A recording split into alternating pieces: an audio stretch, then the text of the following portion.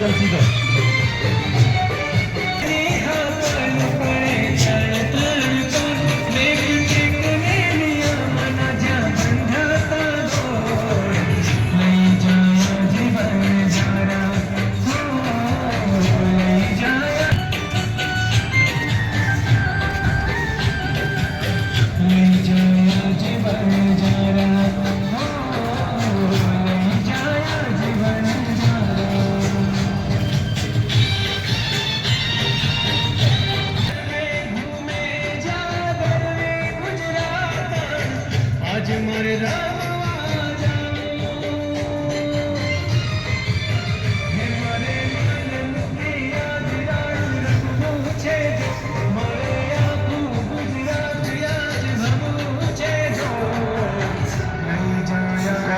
હાથ સીધા આગળની બાજુ ખેંચીને રાખો અને બે દાંતીવાળા ચક્રને આપણે જ્યારે ફેરવીએ તો કઈ રીતે ફરતા હોય આ રીતે બંને હાથને ફેરવવાના છે.